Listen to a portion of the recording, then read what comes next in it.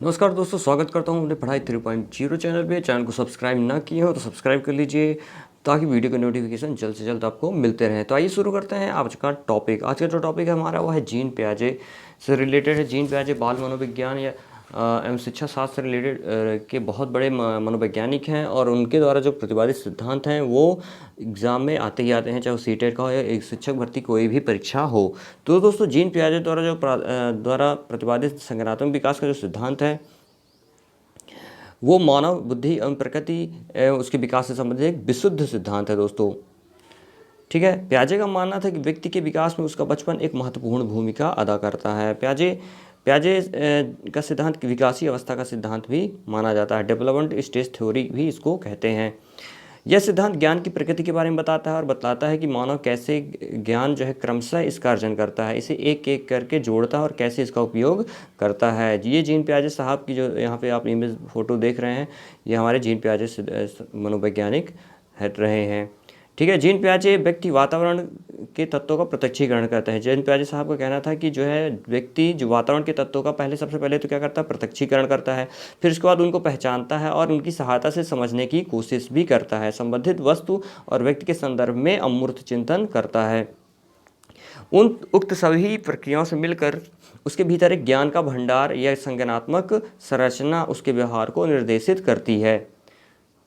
इस प्रकार हम कह सकते हैं कि कोई व्यक्ति वातावरण में उपस्थित किसी भी प्रकार के उद्दीपकों से प्रभावित होकर सीधे प्रतिक्रिया नहीं करता। पहले वह उन उद्दीपकों को पहचानता है, ग्रहण करता है, फिर उनकी व्याख्या करता है। तो दोस्तों, इस प्रकार हम कह सकते हैं कि संज्ञानात्मक संरचना वातावरण में उपस्थित उद्दीपकों और व्यवहार के बीच मध्यस्थता का कार्य करता है। जीन पियाजे ने व्यापक स्तर पर संज्ञानात्मक विकास का अध्ययन किया। पियाजे के अनुसार बालक द्वारा अर्जित ज्ञान के भंडार का स्वरूप विकास की प्रत्येक अवस्था में बदलता रहता है और परिमार्जित होता रहता है। पियाजे के संज्ञानात्मक विकास को विकासात्मक सिद्धांत भी कहा जाता है, क्योंकि उसके अनुसार बालक के भीतर संज्ञान का विकास अनेक अवस्थाओं से होकर गुजरता है, इसलिए इसे अवस्था सिद्धांत भी कहा जाता है। अब दोस्तों, संज्ञानात्मक विकास की अवस्थाएं देखते हैं। तो जीन पियाजे साहब ने संज्ञानात्मक विकास की अवस्था को 4 अवस्थाओं में विभाजित किया है। संवेदी पेशी अवस्था जो कि जन्म से 2 वर्ष होती है। उसके बाद पूर्व संक्रियात्मक जिसे प्री ऑपरेशनल पीरियड कहते हैं, ये 2 से 7 वर्ष होती है। तीसरी अवस्था मूर्त संक्रियात्मक अवस्था जो 7 से 12 वर्ष तक होती है, इसको कॉन्क्रीट ऑपरेशनल पीरियड कहते हैं। लास्ट जो चौथी अवस्था है वो अमूर्त संक्रियात्मक अवस्था होती है, ये इसको फॉर्मल ऑपरेशनल स्टेज कहते हैं। ये 12 से 15 वर्ष तक होती है।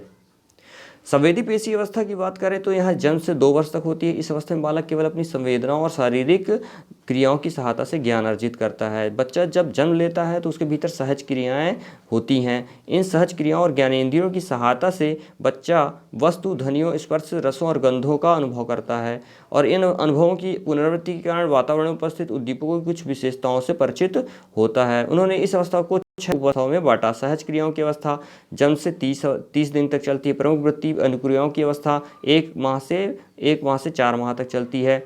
गौण वृत्ति अनुक्रियाओं की अवस्था 4 माह से 8 माह तक चलती है। गौण स्कीमेटा की समन्वय की अवस्था 8 माह से 12 माह तक चलती है। तृतीय वृत्तीय अनुक्रियाओं की अवस्था 12 माह से 18 माह तक चलती है और मानसिक सहयोग द्वारा नए साधनों की खोज की अवस्था 18 माह से 24 माह तक चलती है। पूर्व संक्रियात्मक अवस्था की बात करें तो इस अवस्था में बालक स्वकेंद्रित, स्वार्थी न होकर दूसरों के संपर्क में ज्ञान अर्जित करता है।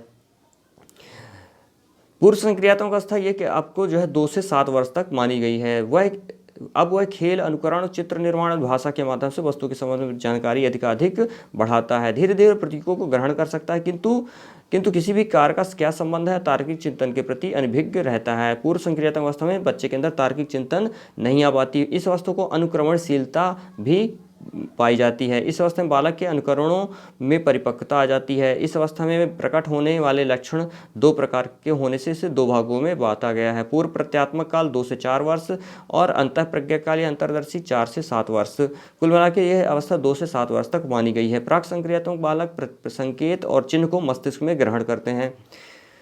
बालक निर्जीव वस्तुओं को सजीव समझते हैं और आत्मकेंद्रित हो जाता है। बालक और संकेतों और भाषा का विकास तेजी से होने लगता है। अंतर प्रक्रिया काल जो सेकेंड स्टेज है 4 से 7 वर्ष की है। बालक छोटी छोटी गणनाओं जैसे जोड़ घटाव आदि सीख लेता है। संख्या प्रयोग करने लगता है। इसमें क्रमबद्ध तर्क नहीं होता है। पूर्व संक्रियात्मक अवस्था की बात करें तो इस अवस्था में बालक विद्यालय और जाना प्रारंभ कर लेता है। वस्तुओं घटनाओं के बीच समानता भिन्नता समझने की क्षमता उत्पन्न हो जाती है। इस अवस्था में बालकों में संख्या बोध, वर्गीकरण, क्रमानुसार व्यवस्था, किसी भी वस्तु व्यक्ति के मध्य पारस्परिक संबंध का ज्ञान हो जाता है। वह तर्क कर सकता है। संक्षेप में अपने चारों ओर के वातावरण पर्यावरण के साथ अनुकूल करने के लिए अनेक नियम सीख लेता है। औपचारिक या अमूर्त संक्रियात्मक अवस्था, यह अवस्था 12 वर्ष के बाद की अवस्था है। इस अवस्था को विशेषता निम्न होती है। तार्किक चिंतन की क्षमता का विकास होता है। दोस्तों, औपचारिक या अमूर्त संक्रियात्मक अवस्था में तार्किक चिंतन की क्षमता का विकास हो जाता है। समस्या समाधान की क्षमता का विकास हो जाता है। वास्तविक अवास्तविक में अंतर समझने की क्षमता का विकास होता है। वास्तविक अनुभवों को काल्पनिक परिस्थितियों में ढालने की क्षमता का विकास भी हो जाता है। परिकल्पना विकसित करने की क्षमता का विकास हो जाता है। विसंगतियों के संबंध में विचार करने की क्षमता का विकास हो जाता है। जीन पियाजे ने इस अवस्था को अंतर्ज्ञान कहा है। संज्ञानात्मक विकास की प्रक्रिया की संरचना की बात करें तो दोस्तों, जीन पियाजे ने संज्ञानात्मक प्रक्रिया में मुख्यतः 2 बातों को महत्वपूर्ण माना। पहला संगठन और दूसरा अनुकूलन। दोस्तों, संगठन से तात्पर्य बुद्धि में विभिन्न प्रक्रियाएं जैसे प्रत्यक्षीकरण, स्मृति, चिंतन, तर्क आदि संगठित होकर करती हैं। उदाहरण के लिए एक बालक वातावरण में उपस्थित दीपकों के संबंध में उसकी विभिन्न मानसिक क्रियाएं पृथक पृथक कार्य नहीं करती हैं, बल्कि एक साथ संगठित होकर कार्य करती हैं। वातावरण के साथ संयोजन कर संगठन का ही परिणाम होता है।